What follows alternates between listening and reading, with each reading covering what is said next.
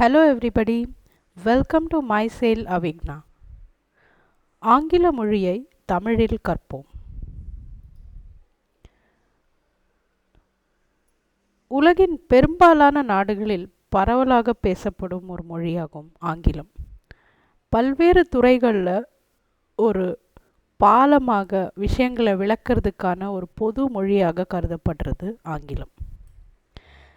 நம்ம எந்த அளவுக்கு ஆங்கில மொழியை அடிப்படையிலேருந்து புரிஞ்சிட்டு பலவிதமான ஆங்கில ஒலிப்பதிவுகளை கேட்டு பேசி பழகுறோமோ அந்த அளவுக்கு நம்மளோட மொழித்திறமை நல்லாயிருக்கும்.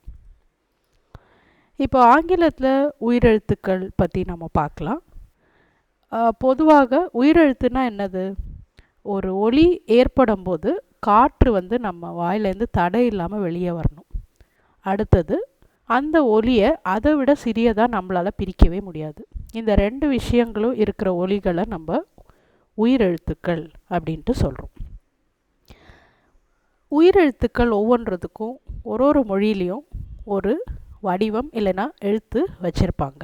ஸோ அந்த எழுத்தை பார்க்கும்போது நம்ம அந்த ஒலியை உச்சரிக்கிறோம்.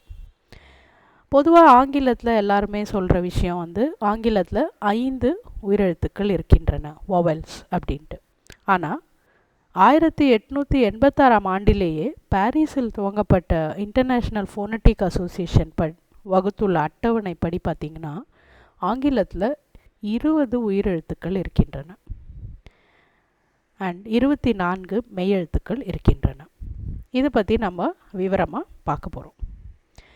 இந்த உயிரெழுத்துக்கள், மெய்யெழுத்துக்கள் அண்ட் வடிவங்கள் எல்லாம் வச்சு நம்ம ஒரு மொழியை பேசுகிறதுக்கும் எழுதுறதுக்கும் நம்மளோட கருத்துக்களை வெளிப்படுத்துறதுக்கும் ஒரு கருவியாக உபயோகப்படுத்துகிறோம்.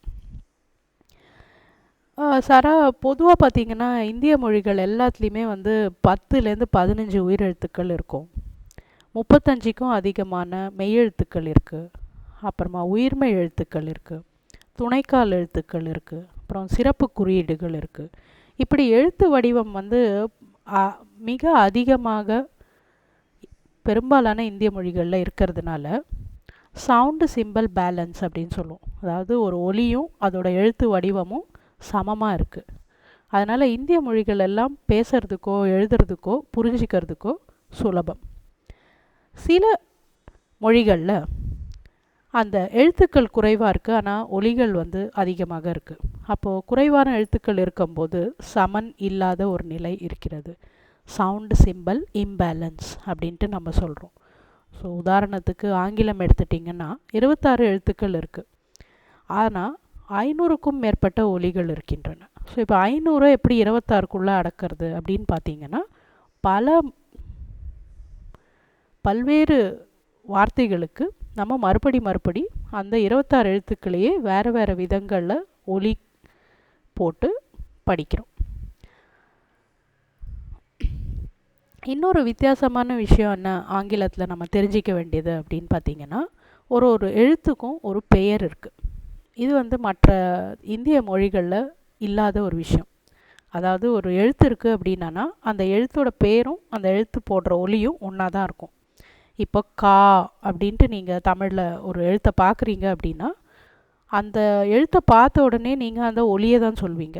அதுக்குன்ட்டு தனியாக பெயர் கிடையாது, ஆர் அந்த பெயர் தான் அந்த ஒலியும்.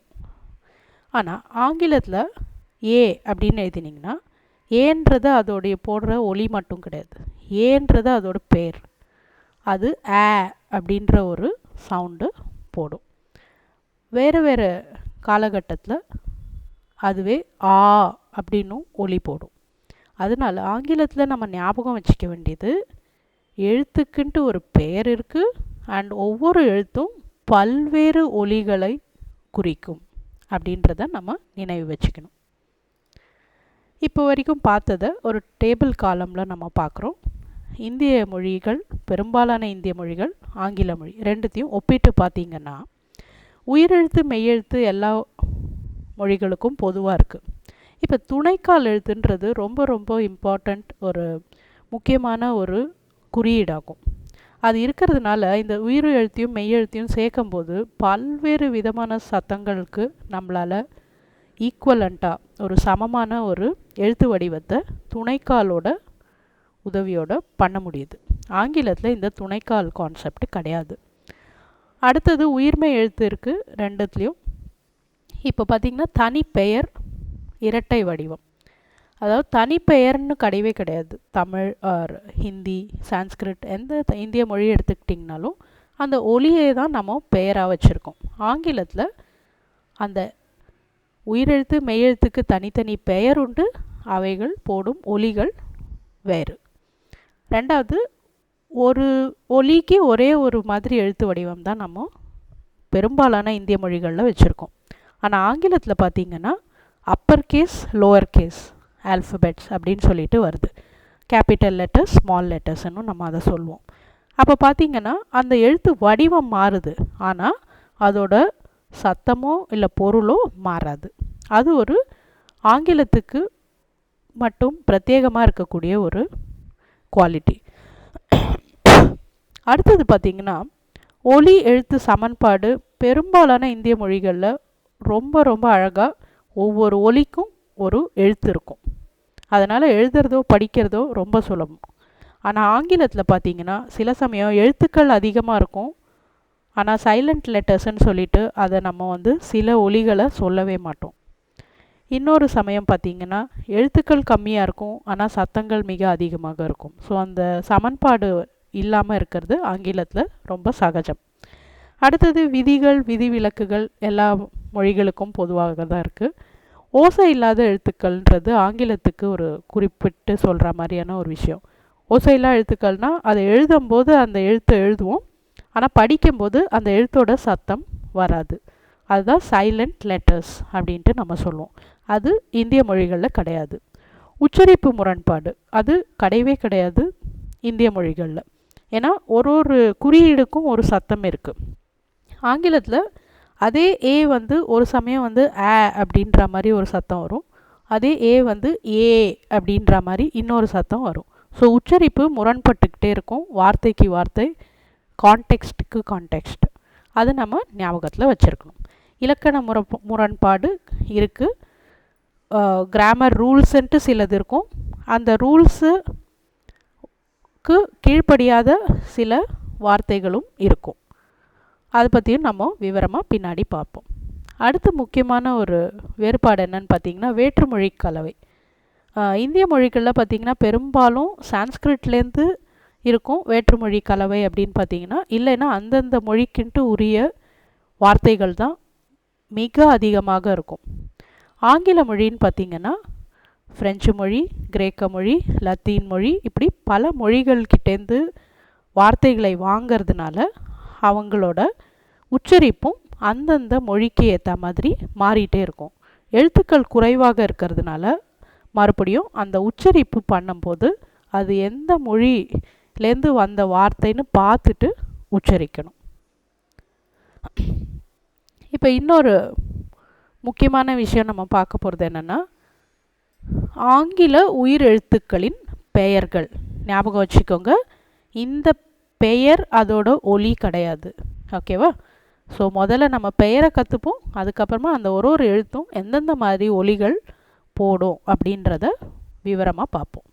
ஸோ இப்போ நீங்கள் பார்த்தீங்கன்னா ரெட்டை எழுத்து வடிவம் நம்ம சொன்னோம். ஸோ இது ஏ ஏ ரெண்டுமே வேறு வேறு மாதிரி எழுதியிருந்தாலும் அதே சத்தம் தான் போடும், அதே பேர் தான் ரெண்டு பேருக்கும். ஓகே, ஸோ இதெல்லாம் உயிரெழுத்துக்கள் அப்படின்ட்டு நம்ம ஆங்கிலத்தில் சொல்கிறோம். ஏ, இந்த ரெண்டு எழுத்தும் இதோட பேர் இ, ஐ, ஓ, யூ. இப்போ ஆங்கில மெய் எழுத்துக்களின் பெயர்கள் மறுபடியும் ஞாபகம் வச்சுக்கோங்க, பெயர்கள் வேறு, அது போடுற ஒலிகள் வேறு. இப்போ நம்ம பார்க்க போகிறது வெறும் பெயர் மட்டும்தான். எல்லாமே பார்த்திங்கன்னா ரெண்டு ரெண்டு எழுத்து வடிவம் இருக்குது, ஆனால் ஒரே ஒரு பெயர் தான். B, C, D, F, G, H, J, K, L, M, N, P, Q, R, S, T, V, W, X, Y, Z. இப்போ நீங்கள் கவனிச்சிங்கன்னா எஃப், ஒய், ஜெட் இதுக்கு தமிழில் சமமான எழுத்துக்கள் கிடையாது. நம்ம பெரும்பாலும் உபயோகப்படுத்துகிற எழுத்துக்களை வச்சு இந்த சத்தங்களை போட்டிருக்கோம். நிறைய ஆங்கில ஒலிப்பதிவுகளை கேட்டு இந்த எழுத்துக்களுடைய உச்சரிப்பை நம்ம பயிற்சி செய்யணும். இப்போ சில உதாரணங்கள் பார்க்கலாம். என் பெயர் யூ, இதுதான் கேபிட்டல் யூ அண்ட் இது ஸ்மால் யூ. நான் போடும் ஒலி அ.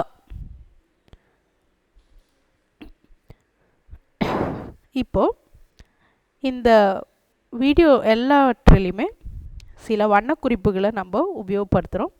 எதனாலனா நம்மளுடைய மூளையானது வண்ணங்கள் இருக்கும்போது மிக வேகமாகவும் மிக அதிகமாகவும்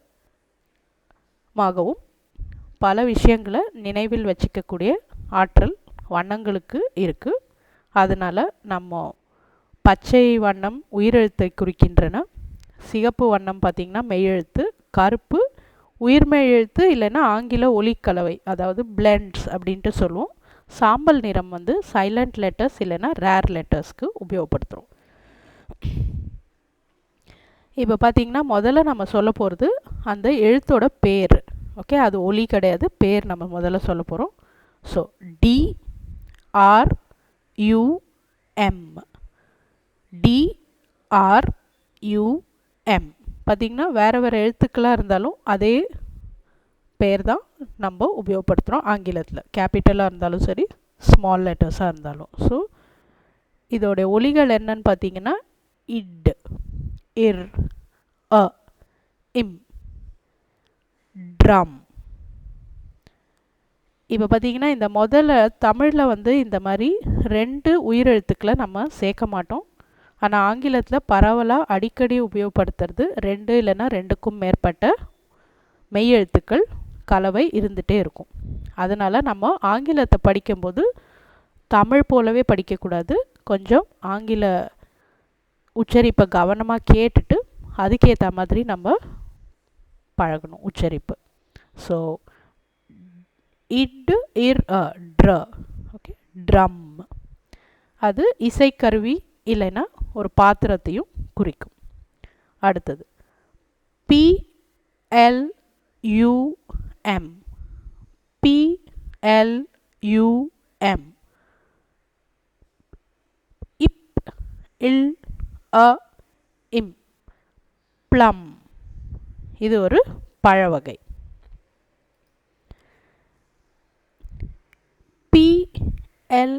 PLUS, PLUS. இப்போ நீங்கள் பார்த்தீங்கன்னா அதோட ஒலிகள் வந்து இப், இல், அ, இஸ். ப்ளஸ் உடன் சேர்த்தல் அல்லது கூட்டுதல். Is, SHUT, SHUT. இப்போ நீங்கள் பார்த்தீங்கன்னா இதில் இஸ்ஸு, இஹ் அப்படின்ட்டு நம்ம தனியாக போடலை. எஸ் அண்ட் ஹெச்சுக்கு தனியாக ஒலிகள் நம்ம போடலை. ஏன்னா ஆங்கிலத்தை பொறுத்த வரைக்கும் இஸ் அண்ட் ஹெச் வரும்போது இஷ் அந்த மாதிரி ஒரு ஒலியோட நம்ம பல வார்த்தைகளை பார்க்க போகிறோம். அதனால் இஸ், SH அப்படின்னு இருந்ததுன்னா அதுதான் அதோட சவுண்ட். It, shut மூடுதல். அதே போல் STUN அதே தான் ஸ்மால் லெட்டர்ஸ்லேயும் எழுதியிருக்கு. அது பார்த்திங்கன்னா இட், அ, ன். இப்போ பார்த்தீங்கன்னா ஸ்டன். எப்பவுமே அந்த இஸ் சவுண்டு முதல்ல வரணும். எஸ்ன்னு சொல்லக்கூடாது, இஸ்ன்னு சொல்லக்கூடாது. Stun, stun. ஓகேங்களா? திகைத்தல். அதே மாதிரி SPUN. ஸோ அதோட ஒலிகள் நம்ம பார்த்தோன்னா இப், அ, இன், ஸ்பன். நீங்கள் கவனிக்கணும், இஸ் ஸ்பன் அப்படி சொல்லக்கூடாது. அந்த ஈயை விட்டுறணும். ஸ்பன், சுற்றுதல். இப்போது இது வரைக்கும் நம்ம அந்த யூ என்ற எழுத்து ஆன்ற ஒரு ஒலி போடுறது அது நம்ம நடுவில் வரும்போது பார்த்துருக்கோம். இனிமேல் நம்ம அந்த அ என்ற ஒலி ஆரம்பத்தில் ஒரு எழுத்தோட ஒரு வார்த்தையோட ஆரம்பத்தில் வரும்போது எப்படி இருக்குன்ட்டு பார்க்கலாம். சில உதாரணங்களை பார்க்கலாம். இப்போ UNCLE, UNCLE. இப்போ பார்த்தீங்கன்னா இதில் முதல் தடவையாக நம்ம சாம்பல் நிற எழுத்தை பார்க்குறோம். அதோட உதாரணம் இங்கே கவனம். ஸோ இப்போ யூவை வந்து அதோட சவுண்டு வந்து என்னது அ, என் வந்து இங், சி என்ன சவுண்டு போடுறது இக், எல் வந்து இல்.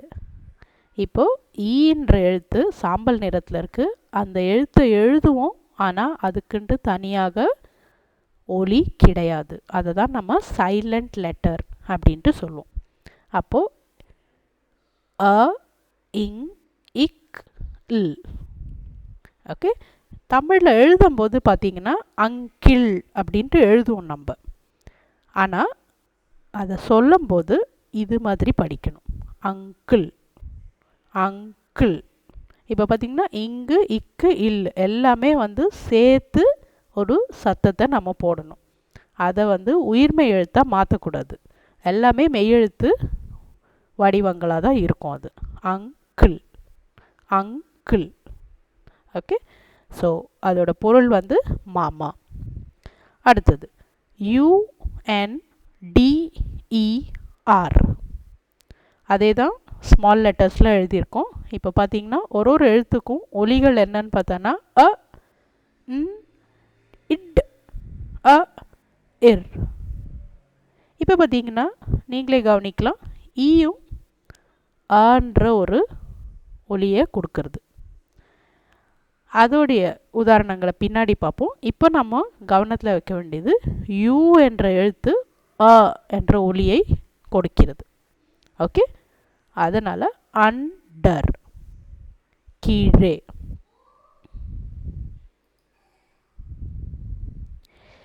அடுத்தது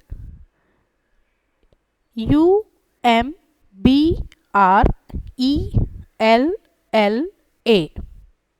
அதே தான் நம்ம ஸ்மால் லெட்டர்ஸ்லையும் எழுதியிருக்கோம். இப்போ பார்த்தீங்கன்னா MBR 3 மெய்யெழுத்துக்கள் அடுத்தடுத்து வருது. இது நீங்கள் அடிக்கடி பார்த்துட்டே இருப்பீங்க.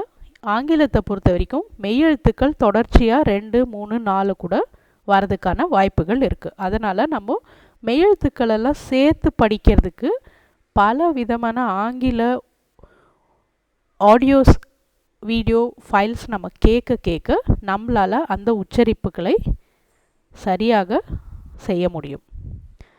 இப்பொழுது பார்க்கலாம். அ, இம், இப், இர், எ, இல், இல், ஆ.